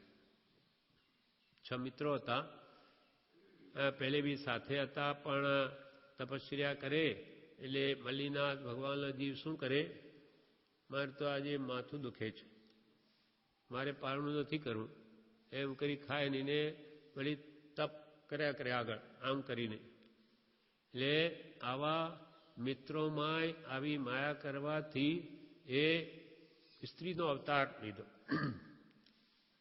સ્ત્રી અવતાર માયા કપટથી મળે છે. આ ભાવમાં સ્ત્રીઓ માયા કપટ ન કરીને શુદ્ધ રીતે વર્તે તો એ સ્ત્રીની પુરુષ બની જાય. કેમ કે સ્ત્રી અવતાર એ પરાધીન અવસ્થા છે. તપ કીધું માયા કરીજી, મિત્ર શું રાખ્યો ભેદ, મલ્લીજીને સર જાણ જોજી, તો પામ્યા સ્ત્રી વેદરે પ્રાણી, મકરી સમાયા લગાર. તપ કીધું માયા કરીજી, મિત્ર શું રાખ્યો ભેદ, તો મલ્લીજીને સર જાણજોજી, તો પામ્યા સ્ત્રી વેદ. માટે માયા કપટ કદી કરવું નહીં. એ જૂઠ બોલે માયાવી, અને એક જૂઠમાંથી બીજું જૂઠ, જૂઠમાંથી જૂઠ, કેટલું એને પાપ બંધ થાય. હવે લોભની સજ્જાય. તમે લક્ષણ જોજો લોભનારે, લોભે મુનિજન પામે ક્ષોભનારે, લોભે ડાયા મન ડોલ્યા કરે રે, લોભે દુર્ગઠ પંથે સંચરે રે. તમે લક્ષણ લો જોજો લોભનારે, લક્ષણ જોજો લોભના. લોભે મુનિજન પામે ક્ષોભના. મુનિઓનું મન પણ ક્ષોભિત થઈ જાય, ચંચળ બની જાય લોભના કારણે. રત્નાકર સુરી, રત્નાકર 25 લખી છે પોતે. આવા મહાન વિદ્વાન હતા, મુનિ હતા, આચાર્ય હતા. એટલે રાજાએ માન આપ્યું વિદ્વત્તાને લઈને, તો રાજદરબારમાં જતા થયા. પછી રાજાએ પાલખી મોકલી, તો એમાં બેસતા થયા. ધીમે ધીમે કેવી શિથિલતા આવે છે.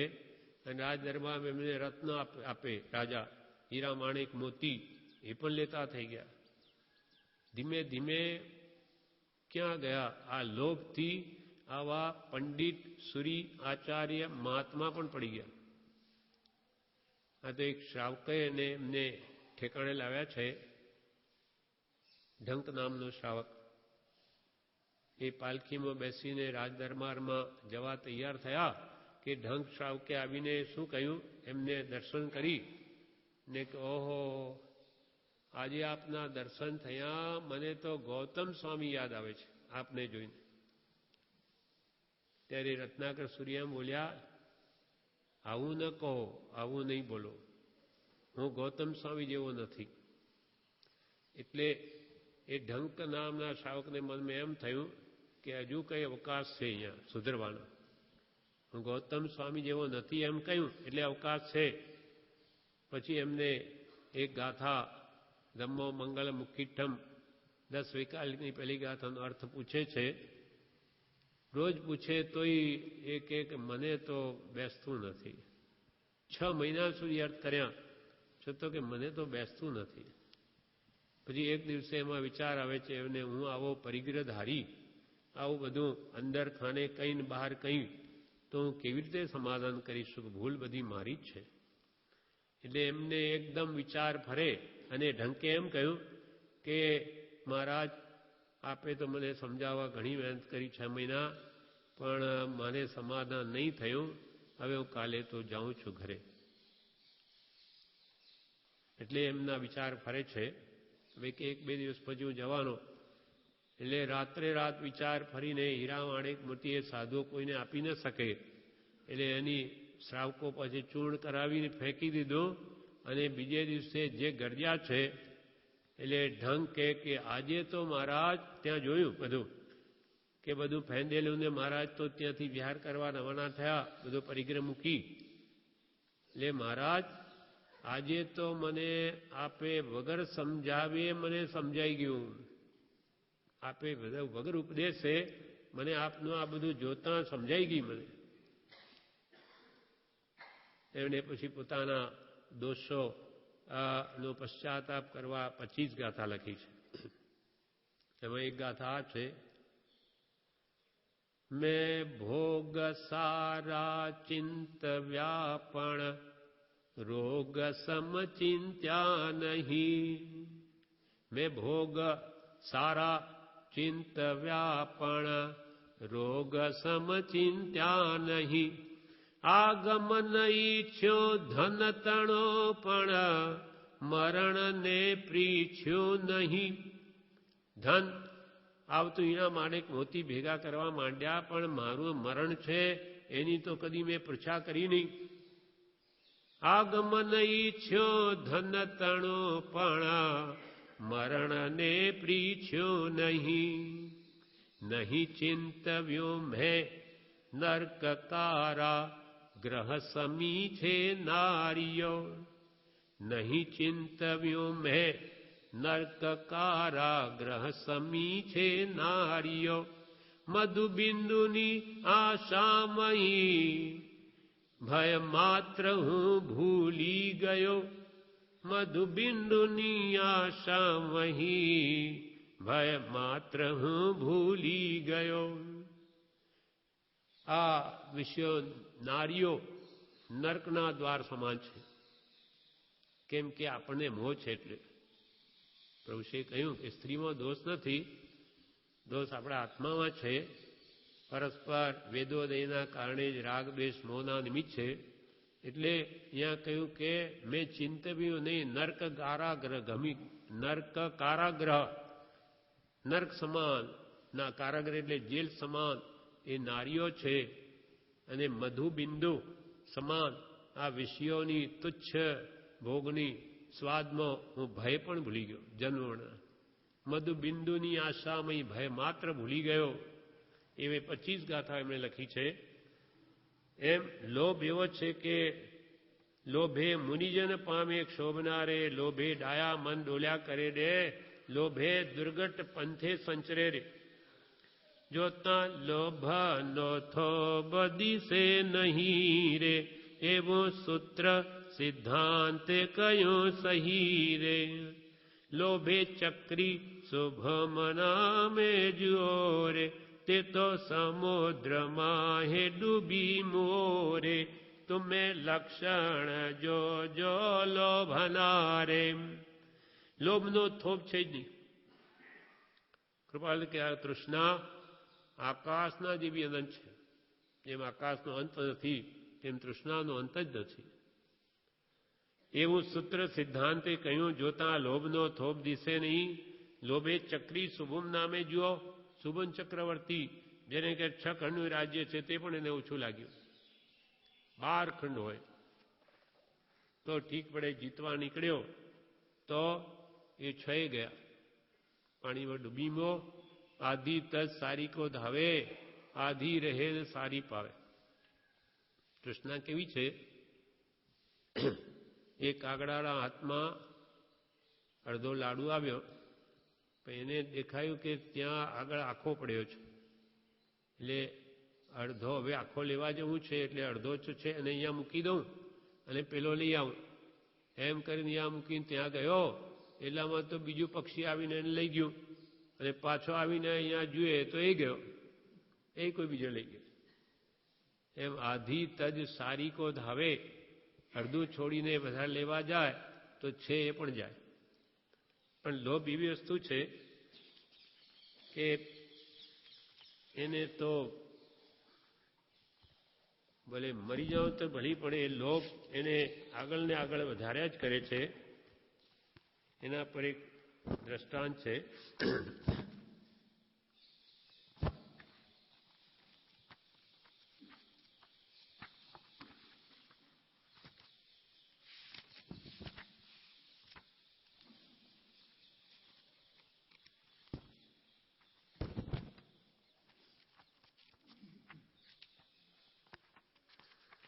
એક ઠેકાણે 4 વાણિયાઓ વ્યવસાય માટે કંઈ બહાર ગયેલા. રસ્તામાં બહુ તરસ લાગી, પાણી પીવું છે. એટલે એક ઠેકાણે એમને આમ ઢગલા જેવું દેખાયું. એટલે કે આને તોડો, કદાચ અહીંયા પાણી નીકળે તો. એટલે એને તોડ્યો, તેમાં અમૃત જેવું પાણી નીકળ્યું. બધાએ પીધું, સંતોષ થયો.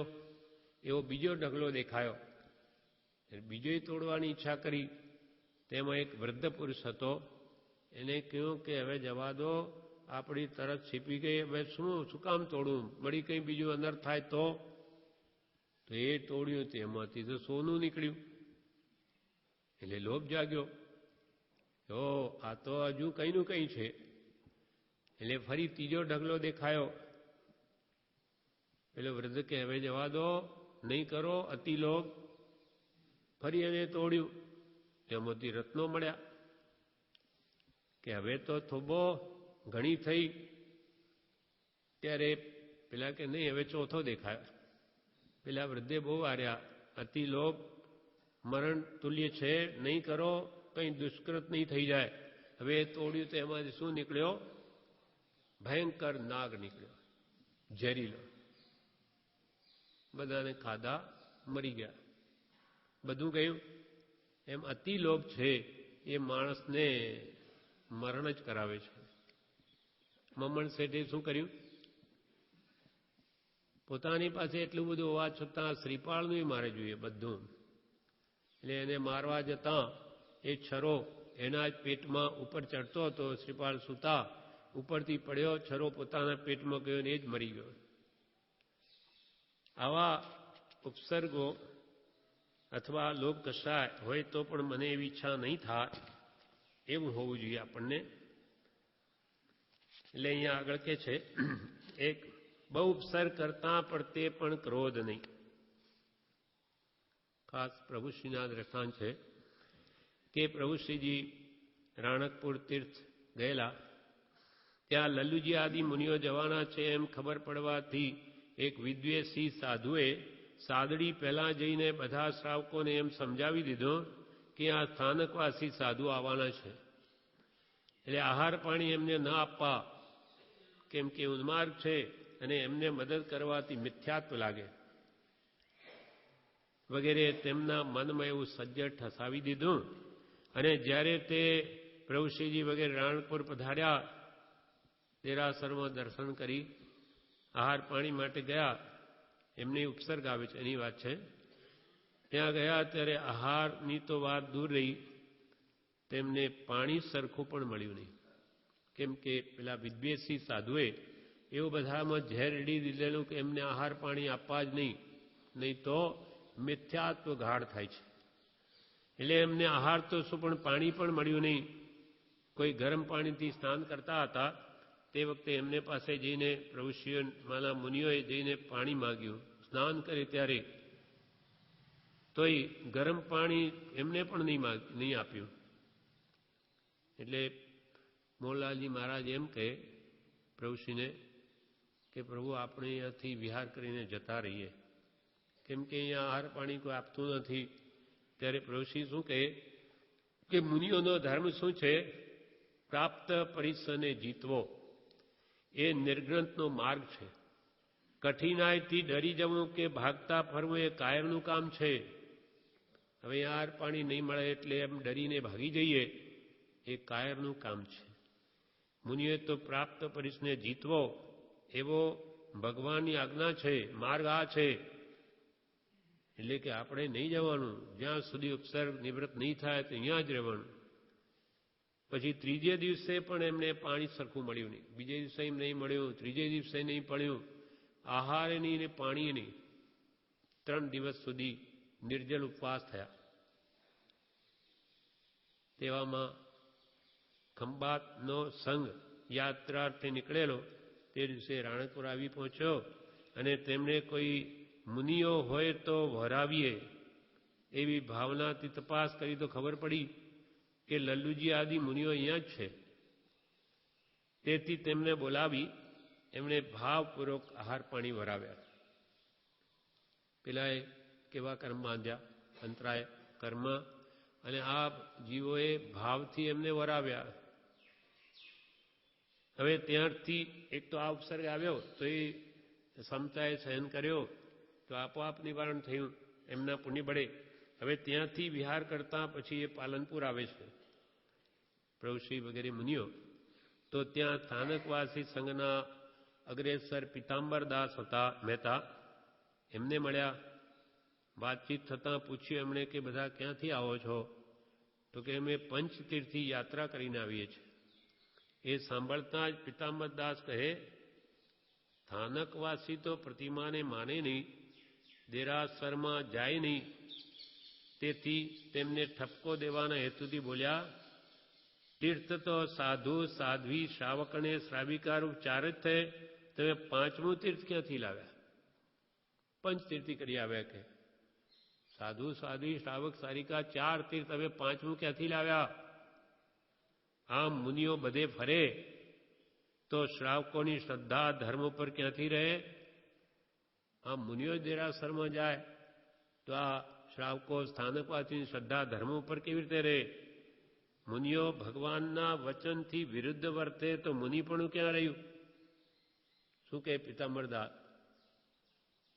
પ્રભુશ્રીને કે તમે તો ધર્મથી વિરુદ્ધ વર્તો છો, તમે મંદિરમાં જાઓ. હવે ખરેખર ધર્મ શું છે એને ક્યાં ભાન છે? પણ આટલો બધો ખૂબ પિતાંબરદાસ ગમે તેમ બોલે છે. આવેશમાં આવીને તે ઘણું બોલ્યા, પણ મુનિઓ તો શાંત રહ્યા. કેમ કે કડવા ફળ છે ક્રોધ. નાની એમ બોલે એટલે સંભાવથી જે કંઈ પણ એમને કોઈ સહન કર્યું. હવે એના ફળમાં જેમ ત્યાં એમના શાંતિથી ઉપસર્ગ સેવાનું ફળ ત્યાંથી આવીને પારણું થયું, તેમ અહીંયા શું થયું? રાત્રે હવે પિતાંબરદાસ ઘરે સૂતા અને આ જ્ઞાની પુરુષોના યોગ બળે એમને એવો વિચાર આવે છે રાત્રે, આજે મેં મુનિઓને કઠોર વચન કહ્યા છતાં કોઈ કાંઈ બોલ્યા નહીં, તેમને તો ઉલટી ક્ષમા ધારણ કરી શાસ્ત્રમાં શ્રી નમી રાજર્ષિના ઇન્દ્રિય વખાણ કર્યા છે. હે મહાયશસ્વી ઇન્દ્રિય નમી રાજર્ષિ મિથિલા નગરી એમની નગરી બળતી દેખાડી તો એ સંભાવ રહ્યો એટલે ઇન્દ્રિય એમની પ્રશંસા કરી છે નમી રાજર્ષિની. હે મહાયશસ્વી, મોટું આશ્ચર્ય છે કે તે ક્રોધને જીત્યો, તે અહંકારનો પરાજય કર્યો. આ શાસ્ત્ર વચન મેં પ્રત્યક્ષ આજે સત્ય રૂપે જોયા. ક્રોધને જીતનાર ક્ષમા મૂર્તિ આ જ છે. હું તો ક્રોધથી ધમધમ્યો અને કુવચનો વરસાવ્યા, પરંતુ એમનું તો રોમ પણ ફરક્યું નહીં. તો મારે પ્રભાતે તેમની માફી માગવી ઘટે છે. એમ વિચારી સવારે મુનિવરો પાસે આવી ભક્તિપૂર્વક નમસ્કાર કરી તેમની સ્તુતિ કરી માફી માંગી. એવી રીતે આ પણ ઉત્સર્ગ એમનો પોતે સંભાવે સહન કર્યો, નિવારણ થયો. નહીં તો એ તો ત્યાં પણ તમે તો ક્યાં છો સ્થાનકવાદી, જાઓ તો કંઈ નહીં, બીજા આશ્રમો ચાલ્યા જાત. પણ હવે મુપત્તિ હતી પહેરેલી બે સ્થાનિકવાસીને, એટલે પાછા સીતામરી નહીં આવવા દે. એટલે પોતે સંભાવે સહન કર્યું તો ઉપસર્ગ ગયો. એટલે બહુ ઉપસર્ગ કરતા પ્રત્યે પણ ક્રોધ નહીં.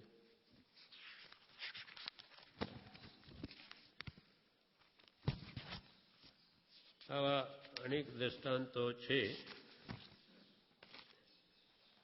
બહુ ઉપસર્ગ કરતા પ્રત્યે પણ ક્રોધ નહીં. વંદે ચક્રી તથાપી ન મળે માણજો. અને દેહ જાય પણ માયા થાય ને રોમમાં, દેહ જાય પણ માયા થાય ને રોમમાં, લોભ નહીં છો પ્રબળ સિદ્ધિ નિદાનજો. આ બે લીટી વિશે બીજા દ્રષ્ટાંત છે. દેહ જાય તો એ માયા નહીં થાય અને પ્રબળ સિદ્ધિના નિદાન હોય તો પણ લોભ નહીં જન્મે. એના વિશે દ્રષ્ટાંતો છે, પણ હવે સમય થઈ ગયો છે એટલે હવે આવતીકાલે લઈશું. અપૂર્વસરની 8મી ગાથા આપણે વાંચતા હતા. એમાં બે લીટી આપણે વાંચેલી. બહુપસર્ગ કરતા પ્રત્યે પણ ક્રોધ નહીં. વંદે ચક્રી તથાપી ન મળે માનજો. દેહ જાય પણ માયા થાય નરોમમાં, લોભ નહીં છો પ્રબળ સિદ્ધિ નિદાનજો. અપૂર્વ અવસર એવો ક્યારે આવશે. બહુ ઉપસર્ગ કરતા પ્રત્યે પણ ક્રોધ નહીં. ભલે કમઠે પાર્શ્વનાથને ઉપસર્ગ કર્યો કે ગજસુકુમારને સોમડે કર્યો, દુર્યોધનના ભાણેજે પાંડવોને કર્યો, છતાં પણ એ મહાત્માના મનમાં કિંચિત પણ એમના પ્રત્યે ક્રોધભાવ નહીં જન્મ્યો. બહુ ઉપસર્ગ કરતા પણ એ પ્રત્યે પણ ક્રોધ નહીં. વંદે ચક્રી,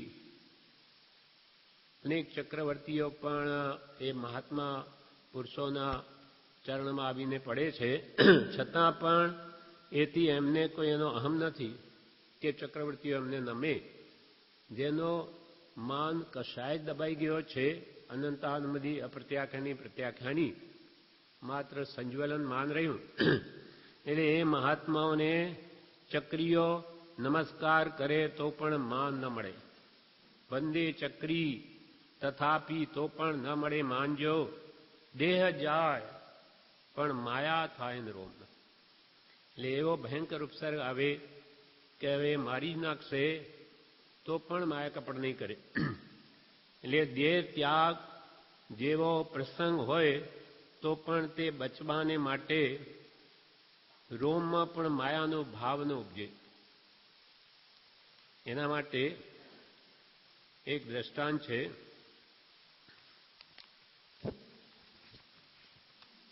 ચંપા નગરીનો નિવાસી અરહને નામનો એક શ્રાવક હતો. તે વેપાર કરવાને માટે વહાણમાં બેસી સમુદ્ર યાત્રા કરવા નીકળ્યો.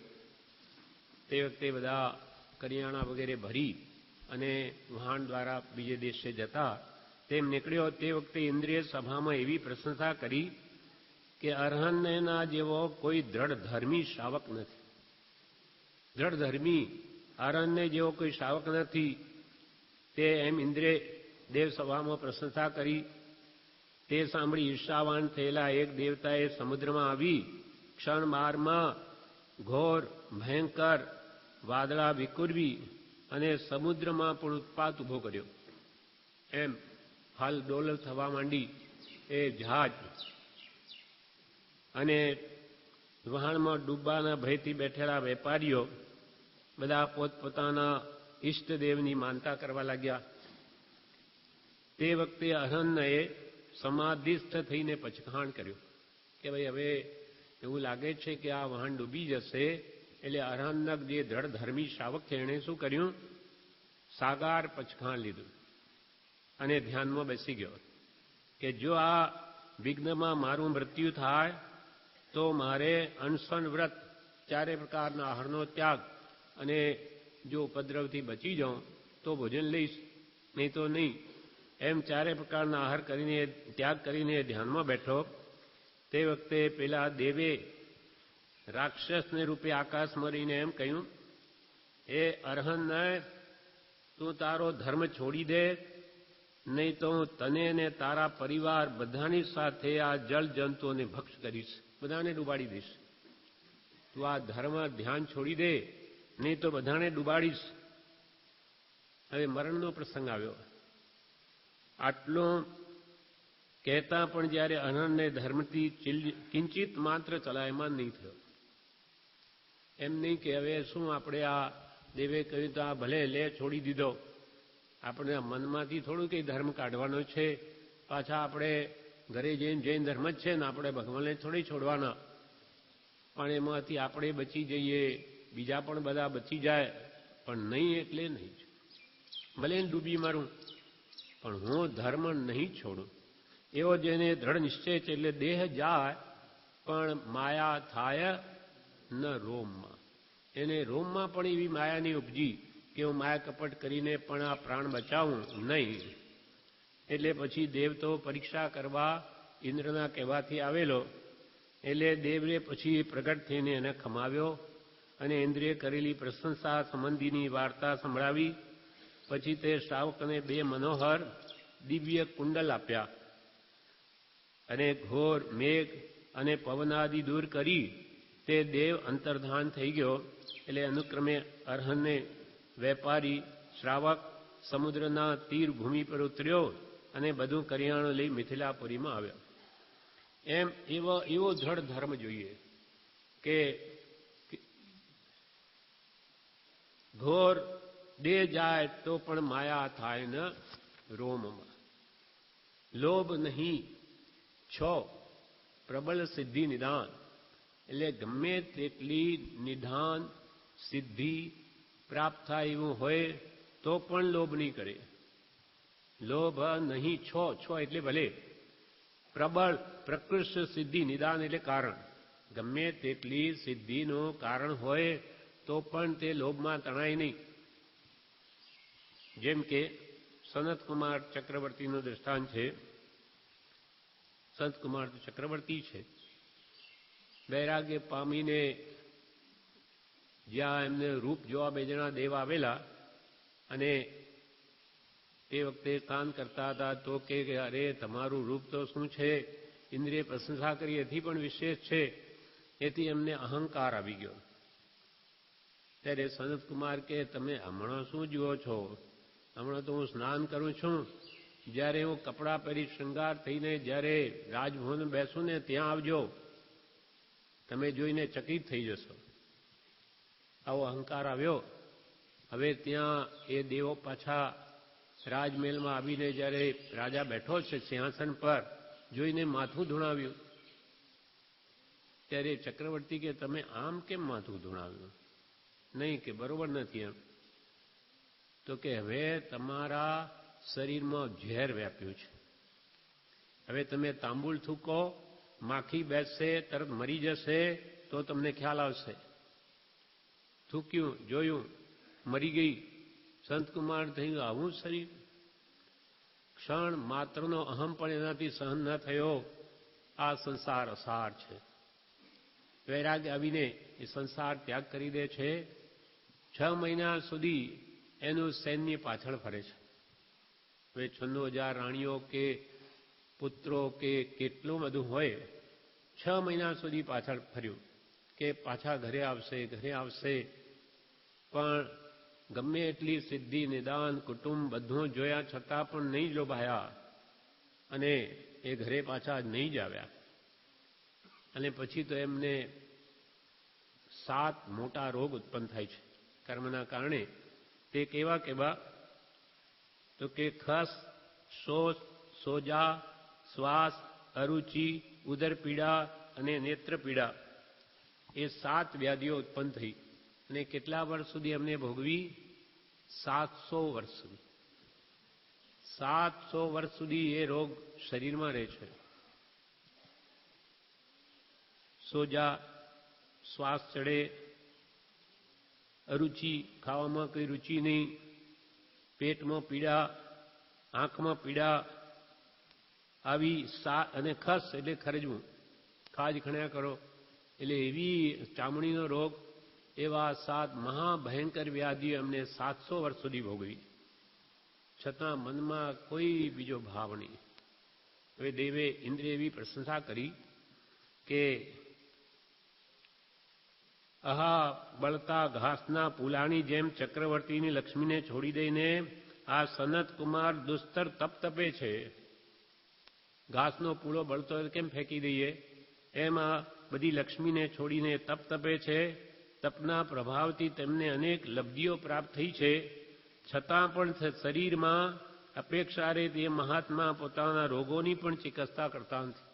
એમને એવી લબ્ધિ પ્રાપ્ત છે કે ધારે તો તરત રોગ મટાડી દે.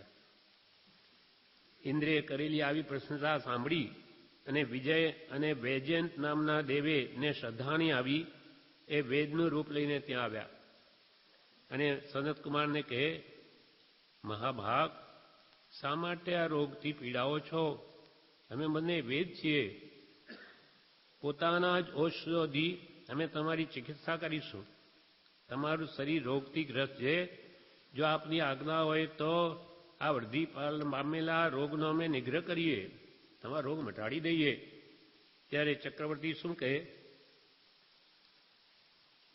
અરે વૈદ્યો, પ્રાણીઓના શરીરમાં દ્રવ્ય રોગ અને ભાવ રોગ એ 2 પ્રકારના રોગ છે. ક્રોધ, માન, માયા, લોભ એ પ્રાણીઓના ભાવ રોગ છે. તેઓ જન્માંતર પણ પ્રાણીની પાછળ જાય છે. આપણે અનાદિકાળથી ક્રોધ, માન, માયા, લોભ જે ભાવ રોગ છે આત્માના હજુ સાથે છે, મટ્યા નથી. તો કે તમે આ મટાડી શકો? અમારા અનાદિના ભાવરોગ મટાડી શકો? ત્યારે એ તો કે ના, એને તો આધીન અમે છીએ. અમારામાં ક્રોધ, માન, માયેલો ગયા નથી, એ તો નહીં મટાડી શકીએ. શરીરનો રોગ મટાડીએ. ત્યારે સંતકુમાર ચક્રવર્તી શું કહે? આ રોગને તો હું મટાડી શકું. એમ કરીને એક આંગળીથી પોતાનો કફની એક ટીપું લઈને શરીરે ચોપડ્યું કે કંચનવર્ણી કાયા થઈ ગઈ, એકદમ સુંદર આકારે. એટલે પેલા દેવો કે તમને ધન્ય છે, તમારી પાસે એટલી બધી શક્તિ હોવા છતાં તમે એનો કોઈ ઉપયોગ કરતા નથી. એટલે લોભ નહીં છો, પ્રબળ સિદ્ધિ નિદાન. પ્રબળ સિદ્ધિ તમારી પાસે હોવા છતાં પણ એના બળે તમે તમારા રોગનું પણ નિવારણ કરતા નથી. ધન્ય છે તમે. એટલે નમસ્કાર કરીને એ દેવો તો દેવલોકમાં જાય છે. પણ એ ચક્રવર્તી નો 3 લાખ વર્ષનું આયુષ્ય હતું સંતકુમારનું. એટલે 50,000 વર્ષ તો એમના કુમાર વયમાં ગયા. બાળ વયમાં કેટલા? 50,000 વર્ષ. કુમાર વયમાં 2,50,000 વર્ષ માંડલિકપણામાં રાજ્ય રાજા થઈને બીજા 50,000 10,000 વર્ષ દિગ્વિજયમાં, પછી ચક્રવર્તી થયા એટલે 6 ખંડ સાધવા પડે, એમાં 10,000 વર્ષ થયા. ભરત ચક્રવર્તીમાં તો એવું આવે કે એને 60,000 વર્ષ તો આ 6 ખંડ સાધવામાં ગયા છે. તો કેટલો મોટો એરિયા હશે. 6 ખંડ આખા એને જીતવામાં 60,000 વર્ષ અને એમને 10,000 વર્ષ. દિગ્વિજયમાં 90,000 વર્ષ ચક્રવર્તીપણામાં અને 1,00,000 વર્ષ વ્રતમાં. દીક્ષા લઈને પણ 1,00,000 વર્ષ સુધી દીક્ષા પાડી છે. ભગવાન ઋષભદેવે 1 પૂરવ દીક્ષા પાડી. 83 લાખ પૂર્વ ઘરમાં રહ્યા. 1,00,000 પૂરવ, 1,00,000 પૂરવ પાછું 1,00,000 વર્ષ નહીં. 84,00,000 ને 84,000 ને ગુણાકાર કરીએ જે સંખ્યા આવે એ તો 1 પૂરવ. એવા 1,00,000 પૂરવ ભગવાને દીક્ષા પાડી અને એમાં 1,000 વર્ષ તો 6ઠે 7મે ઝૂલ્યા છે. કેવલ જ્ઞાન પ્રગટાવવા 1,000 વર્ષ લાગ્યા ઋષભદેવ ભગવાન. કર્મનો ભાર વિશેષ હોય તો સમય એટલો જાય છે. અને પછી એમને ચક્રવર્તીપણામાં અને વ્રતમાં 1,00,000 વર્ષ, પોતાના અવસાન સમયે અને 3,00,000 વર્ષનું એમનું આયુષ્ય ચોથા ચક્રવર્તી સનતકુમારે ભોગવ્યું. પોતાનો અવસાન સમય જાણવામાં આવતા અનશન વ્રત ગ્રહણ કરી 3,00,000 વર્ષનું આયુષ્ય પૂર્ણ કરી. એ સનતકુમાર ચક્રવર્તી પંચ પરમેષ્ઠીનું ધ્યાન કરતા કાળધર્મ પામી સનતકુમાર દેવલોકમાં દેવપણે ઉત્પન્ન થયા. 12મો દેવલોક સનતકુમાર નામનો છે ને એમનું નામ એ સનતકુમાર છે. એ દેવલોકનું નામ છે સનતકુમાર. ત્યાં ઉત્પન્ન થયા. ચક્રવર્તી જો સંસાર છોડે તો કાં તો દેવલોકમાં કાં મોક્ષે જાય, અને નહીં છોડે તો એ 7મી નરકે જ જાય. અને એની પટરાણી જે હોય જે સ્ત્રી રત્ન કહેવાય, 14 રત્નમાંનું, એ તો હંમેશા મરીને 6ઠ્ઠી નરકે જ જાય. ચક્રવર્તીની પટરાણી એટલે 64,000 કે 96,000માં જે ઉપરી હોય એને એટલો મોહ હોય કે મરીને તો 6ઠ્ઠી નરકે જ જાય. એટલે બહુ ઉપસર્ગ કરતા પતે પણ ક્રોધ નહીં. ઘણા ઉપસર્ગ કરતા પ્રત્યે પણ ક્રોધ નહીં. કેમ કે આપણા કસાય ભાવો જ આપણને મૂંઝવે છે. અનંતકાળનું દુઃખ જે છે તે કસાયને લઈને છે. કૃપાલને એક દિને પૂછ્યું કે કલ્યાણ શું? તો કૃપાલ કે તમારા કસાય ઘટે એટલું કલ્યાણ. તમારા કસાય કેટલા ઘટ્યા એટલું તમારું કલ્યાણ. અને આ કસાયોનું બી મૂળ કારણ શું છે? 5 ઇન્દ્રિયના વિષયો. 5 ઇન્દ્રિયના વિષયોમાં જે આસક્તિ છે એને લઈને કસાયો થાય છે. ક્રોધમાં એમાં વિક્ષેપ પડે અથવા ધનાદિ મેળવવાની ઈચ્છા થાય, 5 ઇન્દ્રિયના વિષયો ભોગવવા, એટલે પછી ક્રોધ માન માયા લોભ આવે. રાગદ્વેષ થાય. રાગદ્વેષ કહો કે કસાય કોઈ એક જ છે. એટલે કર્મબંધની પરંપરા ચાલુની ચાલુ રહે છે. વિષયોમાં આસક્તિ નહીં ઘટે તો કસાય નહીં હટે અને એ આગળ વધી જ ન શકે. એટલે અનંતાનુબંધી કસાય જાય ત્યારે તો એ સંકિતને લાયક થાય. એટલે અહીંયા પણ પહેલી ગાથા પણ એ જ હતી. 7મી આમાંય કસાયની વાત કરી. પેલામાં જીતવાના ઉપાય બતાવેલા. આમાં એમ કહ્યું ગમે એટલા ઉપસર્ગ આવે તો મને ક્રોધ ન થાય, ચક્રવર્તી નમે તોય મને માન નહીં થાય, દેહ જાય પણ તોય માયા નહીં કરું, પ્રબળ સિદ્ધિના કારણ હોય તોય લોભમાં નહીં તણાવું. એવો અપૂર અવસર મારો ક્યારે આવશે?